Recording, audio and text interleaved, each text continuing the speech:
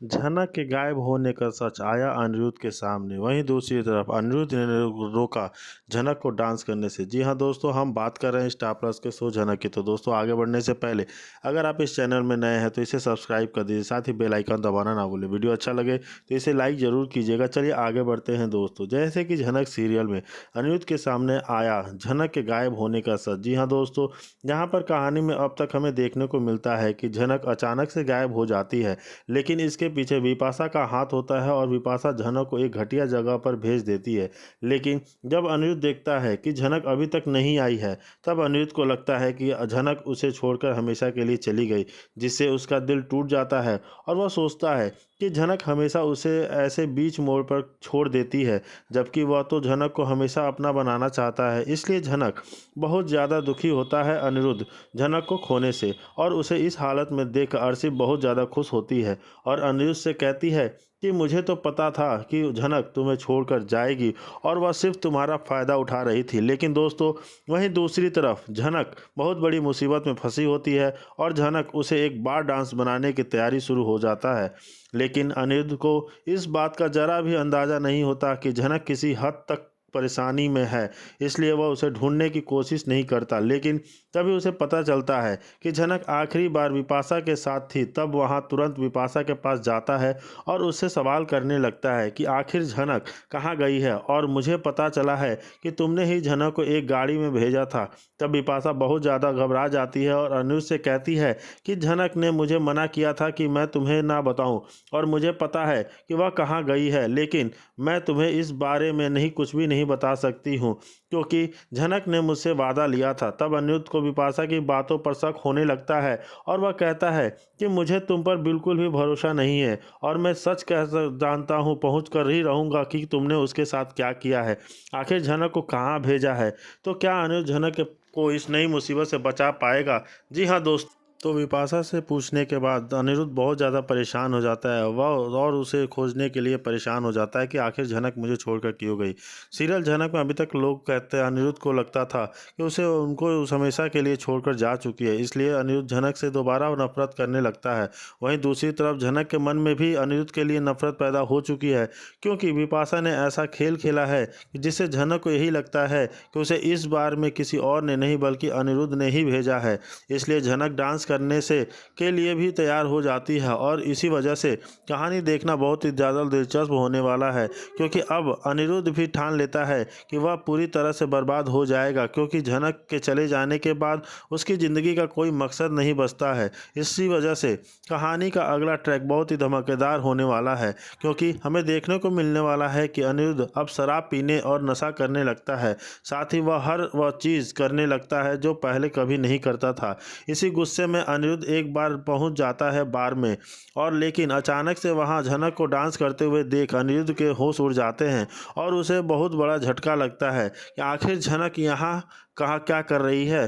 तब अनिरुद्ध वहाँ बहुत बड़ा तमाशा खड़ा कर देता है और झनक से कहता है कि आखिर तुम यहाँ क्या कर रही हो और तुम्हें यहाँ किसने भेजा। तब झनक को कुछ समझ नहीं आता कि सर जी ऐसा क्यों कह रहे हैं। तब झनक भी गुस्से में अनिरुद्ध से कहती है कि आपने ही तो मुझे यहाँ भेजा है और अब आप ही मेरे सामने अच्छा बनने का नाटक कर रहे हैं, लेकिन अब मुझे समझ आ गया है कि आप मुझसे सिर्फ पीछा छुड़ाना चाहते थे। इसलिए अनिरुद्ध को बहुत बड़ा झटका लगता है और वह झनक को समझाने की कोशिश करता है कि उसने ऐसा कुछ नहीं किया, उसे ढूंढते रहा है, लेकिन झनक उसे कहीं नहीं मिली और अब वह जान गया है कि यह सब विपाशा भाभी का किया हुआ है। तब अनिरुद्ध और झनक के बीच बहस शुरू हो जाती है, लेकिन आखिर में दोनों को समझ आ जाता है कि वो दोनों एक बहुत बड़ी साजिश का शिकार हुए हैं। तब अनिरुद्ध झनक को सही सलामत वहां से लेकर जाने की कोशिश करता है, लेकिन तभी उसे गुंडों का सामना करना पड़ता है और वे अनिरुद्ध पर जानलेवा हमला कर देते हैं। तब देखने वाली यह बात होगी कि क्या इस बार अनिरुद्ध की जान पर बनाएगी और क्या वह झनक को सुरक्षित बाहर निकाल पाएगा। जी हाँ दोस्तों, ये देखना बहुत ही ज़्यादा दिलचस्प होगा कि आखिर क्या होता है उसके साथ। आता है रास्ते में उसे विपाशा की गाड़ी दिखाई देती है। अनिरुद्ध गाड़ी का पीछा करता है और सुनसान जगह पर पहुंच जाता है जहां अर्शी और उसके गुंडे झनक को परेशान कर रहे होते हैं। वहीं दूसरी तरफ झनक ले ये सब फेस करना पड़ रहा है और तुम्हें कोई भी तुम्हारे परिवार वाले सपोर्ट नहीं कर रहे, तुम्हारा साथ नहीं दे रहे हैं। और वो बच्ची तुम्हारी भी तो थी ना, अनिरुद्ध को अकेले ही अर्शी यह सब क्यों कर रही है? तो अनिरुद्ध कहता है, देखो आदित्य, अर्शी क्या करेगी क्या नहीं करेगी मुझे नहीं पता, लेकिन मैं झनक को कैसे भी करके जेल से बाहर निकालूंगा, भले ही मेरी जान क्यों ना चली जाए। तब आदित्य भी कहता है, अनिरुद्ध मैं तुमसे शाम को मिलने आऊँगा और हम एक बड़े वकील को हायर करेंगे, जहाँ तुम टेंशन मत लो। वैसे तो शाम को मेरा शूट था, लेकिन मैं डायरेक्ट से बात करूंगा, और अब जब तक झनक बाहर नहीं आएगी फिर मैं भी चैनल से काम नहीं कर पाऊंगा। वह कहकर अब फ़ोन करता है तो वही है, अनिरुद्ध जेल के बाहर ही बैठा रहता है। और एक ट्विस्ट आपको भी पता है कि वही खबरों में बताया जा रहा है कि अर्शी जानती है कि उसकी बेटी कहाँ है और वह सबके पीछे उसका हाथ है। इसलिए अर्शी झनक जेल जाने की खुशी में बहुत खुश होती है और अपनी मॉम को कॉल करती है। तब सृष्टि कहती है, आज तक जो मैंने नहीं कर पाया बेटा, वह तुमने कर दिखाया। अब हम भी देखते हैं कि कैसे वह अनिरुद्ध झनक को बाहर लेकर आता है। तो अब अर्शी कहती है, मॉम आपने वह आदमी से बात किया ना, वह शहर से बाहर चले गए क्या? मुझे तो वो इस बार से डर है कहीं अनिरुद्ध उस आदमी के घर ना जाए और बच्चे के डीएनए टेस्ट ना करवाए। अगर यह होगा तो मैं फंस जाऊंगी। मैं भी आपकी तरह ही कितनी गिरी हुई हूँ मॉम। आपके करियर को आगे बढ़ाने के लिए मुझे आपके साथ देना पड़ रहा है और मेरी बच्ची को किसी दूसरे को देना पड़ रहा है। लेकिन मॉम मेरी बेटी दिखने में किस तरह कह गई है? सृष्टि कहती है, अर्शी धीरे बात करो, क्योंकि कोई सुन लेगा तो। वैसे तो मैंने कभी सामने से नहीं देखा है, लेकिन शायद अनुज पर ज़्यादा गई है, लेकिन तुम्हारे जैसे ही वह भी रोती है। और मैंने वह आदमी को यह भी कहा है कि हमारे दे दिए हैं, अगर कभी मिलने जाऊंगी तो उसके लिए कुछ कपड़े भी लेकर जाना पड़ेगा, और जब 5 साल की नहीं होती तब तक तुम कभी भी नहीं बोलोगी कि तुम्हें मेरी बेटी से मिलना है। समझ में आया? अर्शी कहती है, मॉम आज नहीं तो कल अनिरुद्ध और उसके फैमिली को सब पता चलेगा, तब हम क्या करेंगे? अगर अनिरुद्ध को पता चलेगा कि हम दोनों ने मिलकर उसकी बेटी को किसी और को दे दिया है, तब सब लोग हमको मार देंगे। तो सृष्टि कहती है, अर्शी मैंने आज तक कभी तुम्हारा बुरा चाहा है क्या? मैं तुम्हारी मॉम हूँ बेटा, मैं तुम्हें कभी तुम्हारी ज़िंदगी को बर्बाद नहीं होने दूंगी और ना तुम्हारी बर्बाद ज़िंदगी करूँगी। लेकिन अर्शी तुम यह सब टेंशन क्यों ले रही हो? अब तक जिंदा हूँ मैं, तुम्हें एक खरोच भी नहीं आने दूंगी, और वो भी उस झनक के लिए तो कभी नहीं आएगी बड़ी मुझे जेल भेजने वाली। पर तुम जाओ, जाकर एंजॉय करो, आज तुम्हारे लिए बहुत बड़ी खुशी का दिन है। तो अर्शी कहती है, मॉम मैं किसके साथ जाऊं? मैं घर में इतने तनाव हैं, अगर मैं अभी जाऊंगी तो सब लोग सवाल किए भी रहे करेंगे, तब मैं क्या बोलूँगी? और वह दीवाना मजनू आपकी दूसरी बेटी के लिए जेल गया है, उसे लाने के लिए अभी तक नहीं आया।